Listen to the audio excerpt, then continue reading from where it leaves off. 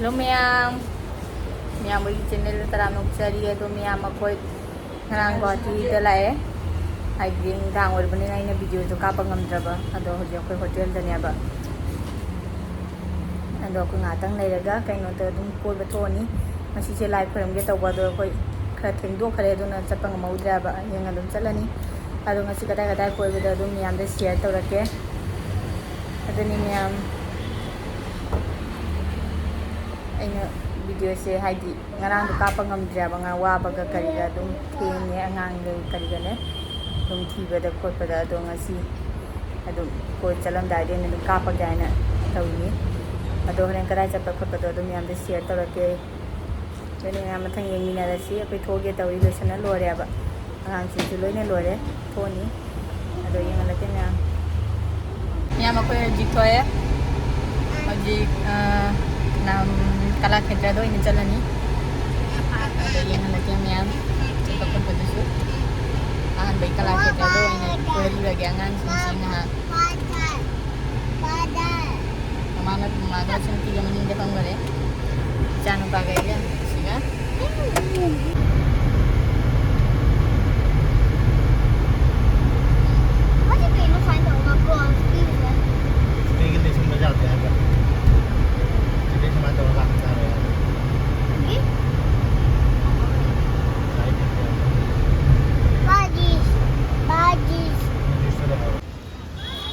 Kalakshetra ya udah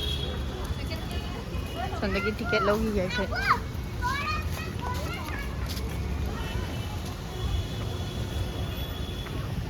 tiket की line लेनी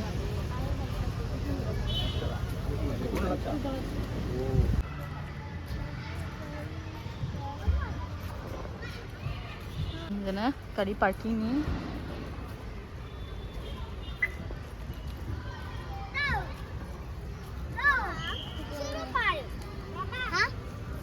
ngán chào b니 cái cái đó mắm đây b니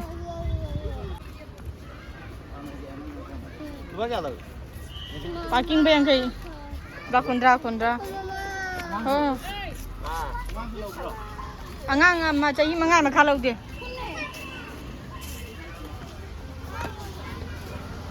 sai sắp tới chạy số đi luôn nhá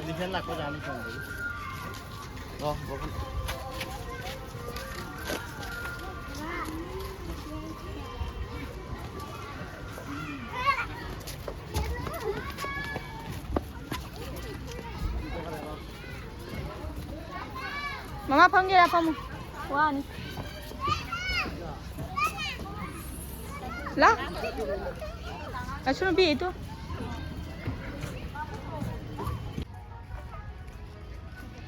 babu tuh Rhino Buffalo fight oh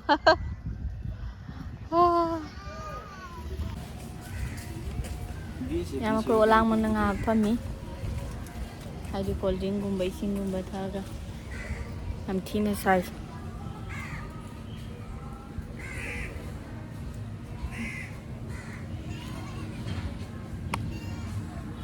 isan baji ulang mana sido lengan sih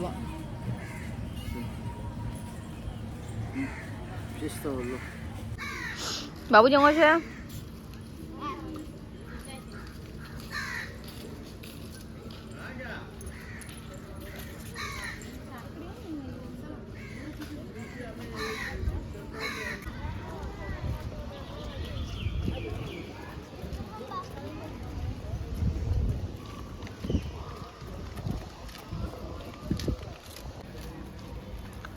ka thei ro photo kapa video to ba ya de hai de tu I se su I na le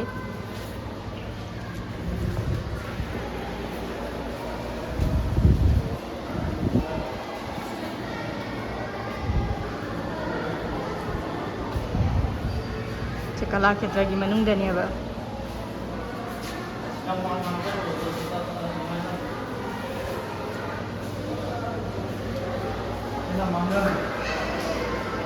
नीला आधार हो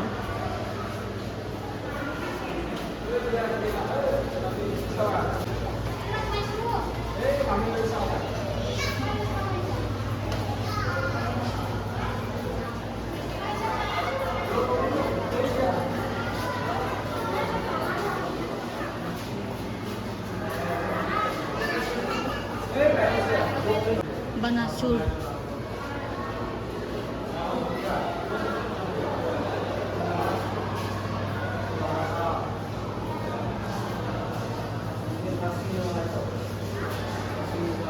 Narasimha Kiri đó đi. Cha được bạn là kiri trong hijab ấy mà cô nhà yêu vậy đó.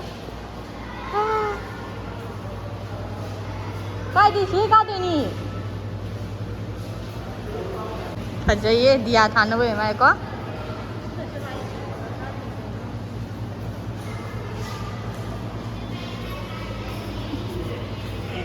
Isan bạn là kiri đó.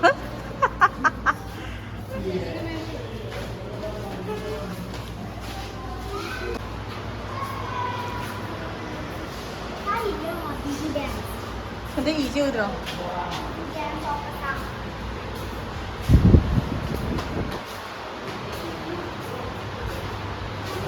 अच्छा ना करी जाती ना Moran community का राजबंग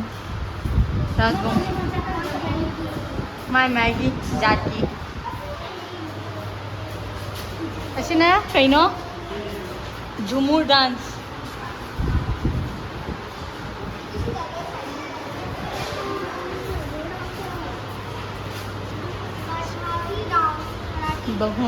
Bagurumba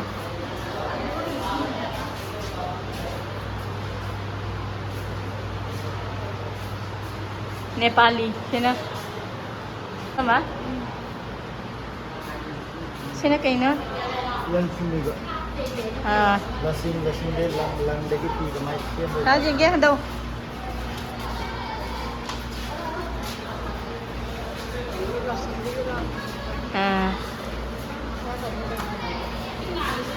Main đâu bro udah tuh ini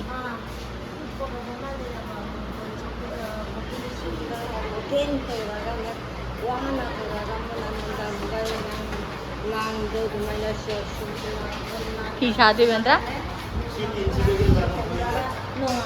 Ah.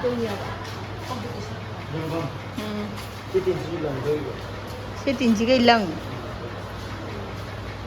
Setting juga hilang tu ya ni. Angkat pun ada. Mai teh isi lagi ni siapa?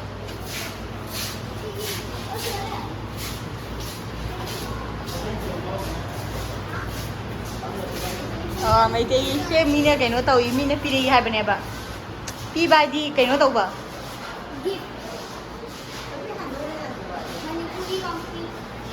Manipuri community amana Karbi nó pa sila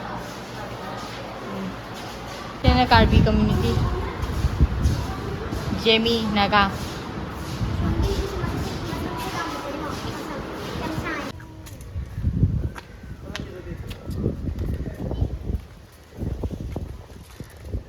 Sigasu park ama lay nami ito manung changaga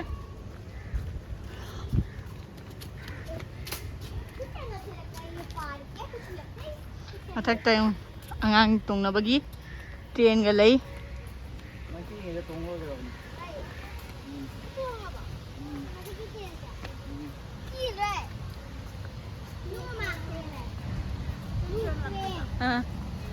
tong na ba angang kaya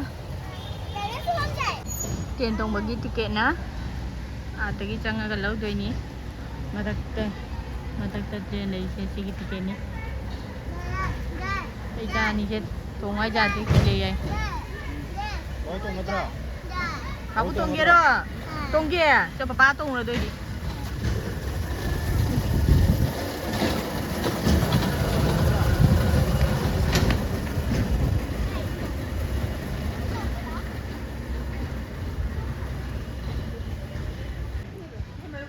Bye bye Tông Lô.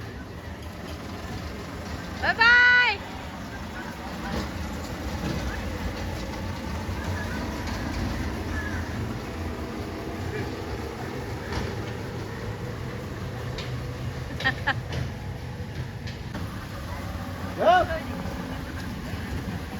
ꯌꯨꯝ ꯆꯥꯕꯣ ꯃꯣꯏꯗꯥꯟꯅ ꯆꯥꯗꯤ ꯊꯥꯒꯠꯂꯤꯗꯨꯗꯤ ꯅꯒ ene boy ta kile soku hal ꯋꯥ mudi ꯂꯣꯏꯅ ꯃꯇꯥ ꯇꯥꯔꯦ ꯑꯩꯅ soku hal mudi di ba uthi dua ai suki ꯑꯩꯗꯤ hal ꯑꯃꯗꯨꯅꯤ boleh ꯌꯥꯝ soku ꯄꯥꯝꯃꯦ mudi di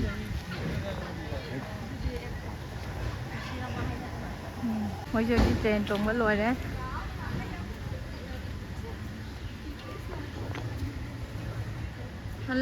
ꯍꯜꯂꯅꯤ ꯁꯤꯗꯒꯤ ꯍꯧꯖꯤꯛ ꯍꯜꯂꯁꯤꯔꯥ ꯃꯈꯣꯟꯗꯣ ꯇꯥꯅꯤꯡꯗꯕꯅ ꯒ꯭ꯔꯦꯡ ꯒ꯭ꯔꯦꯡ ꯒ꯭ꯔꯦꯡ ꯒ꯭ꯔꯦꯡ ꯒ꯭ꯔꯦꯡ ꯒ꯭ꯔꯦꯡ ꯕꯥꯕꯨ ꯅꯨꯡꯉꯥꯏꯕ꯭ꯔꯣ ꯕꯥꯕꯨ ꯇ꯭ꯔꯦꯟ ꯇꯣꯡꯕ ꯅꯨꯡꯉꯥꯏꯕ꯭ꯔꯣ ꯅꯨꯡꯉꯥꯏ ꯑꯣ ꯑꯣ ꯍꯧꯖꯤꯛ ꯆꯝꯄꯥ ꯊꯧꯔꯁꯤꯔꯣ ꯄꯨꯜꯗ ꯄꯨꯜ party party party nanti koi bam lai ꯀꯥꯏꯗ ya lai ꯃꯌꯥꯝ ꯑꯩꯈꯣꯏ ꯍꯧꯖꯤꯛ ꯀꯂꯥꯈꯦꯇ꯭ꯔꯗꯒꯤ ꯊꯣꯛꯑꯅꯤ ꯌꯥꯝ ꯌꯥꯝ ꯇꯦꯟꯅ ꯀꯂꯥꯈꯦꯇ꯭ꯔꯗꯒꯤ ꯊꯣꯛꯑꯒ ꯑꯩꯈꯣꯏ ꯆꯥꯛ ꯆꯥꯎꯔꯅꯤ ꯍꯧꯖꯤꯛ ꯆꯥꯛ ꯆꯥ ꯂꯣꯏꯔꯒ ꯀꯗꯥꯏ ꯆꯠꯄ ꯑꯗꯣ ꯌꯦꯡꯍꯜꯂꯛꯀꯦ ꯆꯠꯂꯨꯏꯅꯤ ꯃꯌꯥꯝ ꯃꯇꯝꯁꯦ ꯊꯦꯡꯖꯜꯂꯕꯅꯤꯅ ꯆꯥꯛ ꯆꯥꯕ ꯃꯇꯝ ꯌꯧꯔꯦꯕ ꯑꯗꯣ ꯆꯥꯛ ꯍꯥꯟꯅ ꯆꯥꯎꯔꯒꯦ ꯂꯣꯏꯅ ꯃꯌꯥꯝ ꯌꯥꯝ ꯃꯊꯛꯀꯤ ꯆꯠꯄ ꯑꯗꯨꯒ ꯎꯅꯔꯁꯤꯀꯣ ꯌꯥꯝ ꯄꯥꯔꯀ ꯌꯥꯝ ꯇ꯭ꯔꯦꯟ ꯇꯣꯡꯕꯗ ꯌꯥꯝ ꯃꯈꯣꯟ ꯂꯩ ꯇ꯭ꯔꯦꯟꯗꯨꯒ ꯁꯤꯔꯝ ꯂꯣꯜꯂꯦ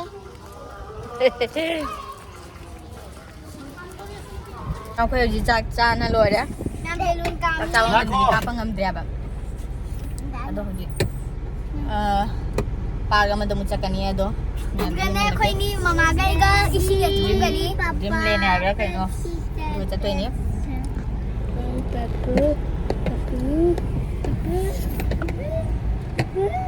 ꯑꯩꯈꯣꯏ ꯍꯧꯖꯤꯛ ꯗ꯭ꯔꯤꯝꯂꯦꯟ ꯄꯥꯔꯛ ꯌꯧꯔꯦ ꯉꯥꯃꯩꯒ ꯃꯃꯥꯒꯩ ꯂꯣꯏꯗꯣꯔꯤ ꯗ꯭ꯔꯤꯝꯂꯦꯟ ꯑꯦꯃ꯭ꯌꯨꯁꯃꯦꯟ ꯍꯥꯏ ꯃꯥꯜꯂꯦ ꯀꯩꯅꯣꯝ ꯍꯥꯏ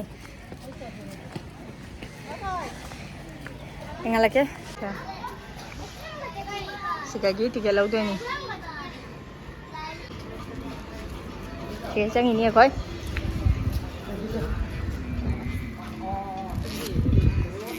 ꯁꯤꯒꯤ ꯕꯦꯜꯁꯦ ꯐꯥꯗꯣꯏꯅꯤ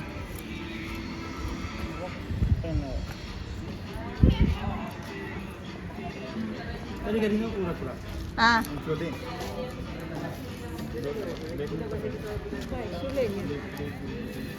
ꯑꯣ ꯕꯥꯏ ꯑꯁꯤ ꯏꯟꯀ꯭ꯂꯨꯗ ꯑꯣꯏꯗꯦ ꯕꯥꯏ dua pamat kata ganti ꯄꯝꯃ ꯆꯠꯄ ꯌꯥꯗꯦ ꯂꯥꯛꯑꯣ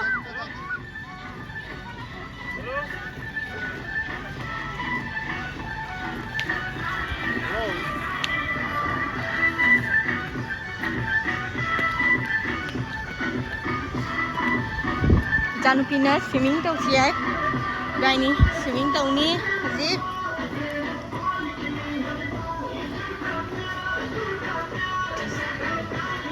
jai jai ye kiye babu ꯍꯥ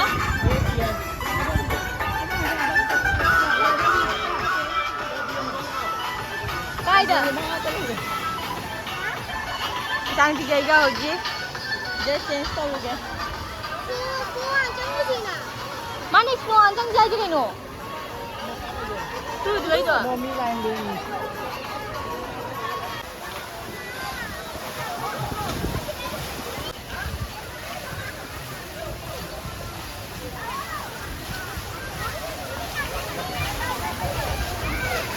ai Laura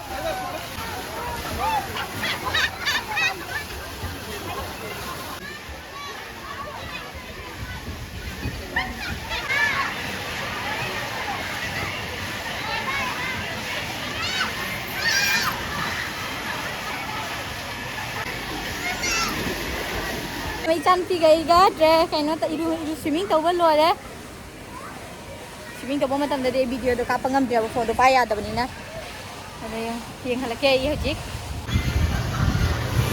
ꯁꯅꯥꯅ ꯁꯝꯗꯣ ꯅꯦꯀꯣ ꯂꯥꯎꯅꯦ ꯔꯕꯔ ꯃꯥ ꯊꯅꯝꯃꯦ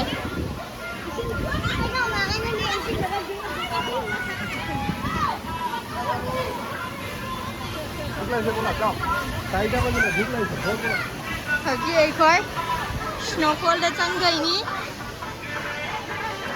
ꯃꯣꯏ ꯗ꯭ꯔꯤꯝꯂꯦꯟ ꯃꯅꯨꯡꯁꯤꯗ ꯑꯗꯨꯝ ꯂꯩꯔꯤꯅꯦꯕ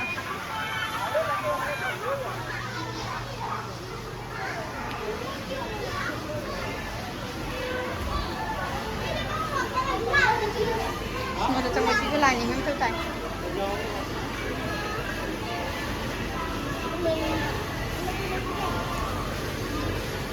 lại nếu mới thức tay đó chị chưa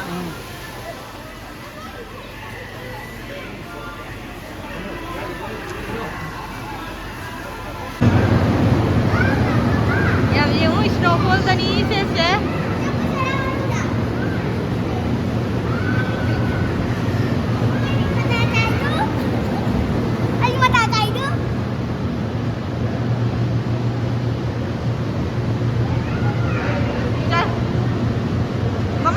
Jam ini kau lagi cakap lagi ping apa?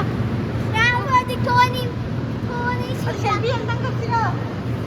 kau Hai dong ni. Ah.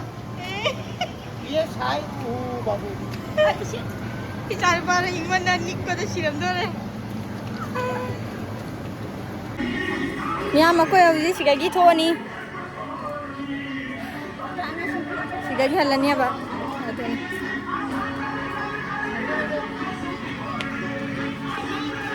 Kai sana gaya ro, sana. Sana pa mujhe sana gaya. Tahu siung. Lala mama.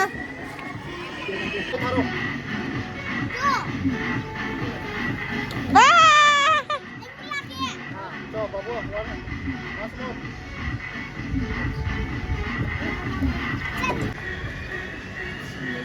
Moi pen dress ana ba. Hanjai jadre.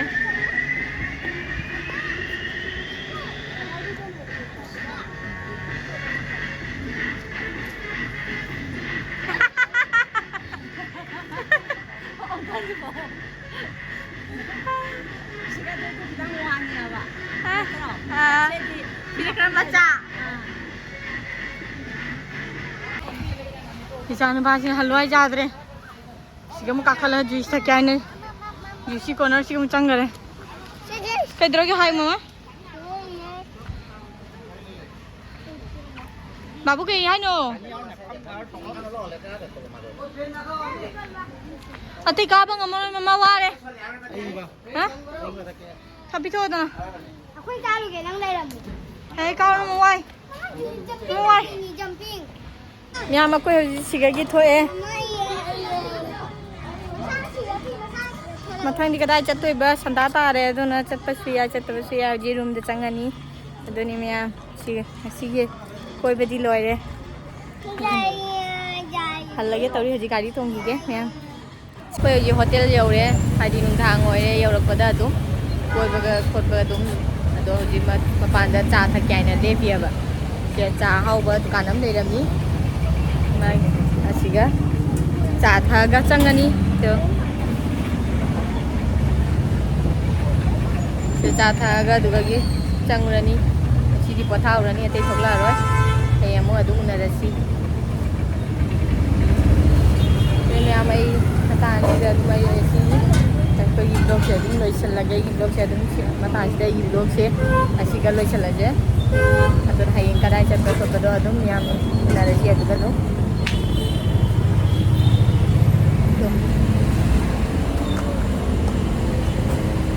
Yang kepu dah kau lagi cara sorry.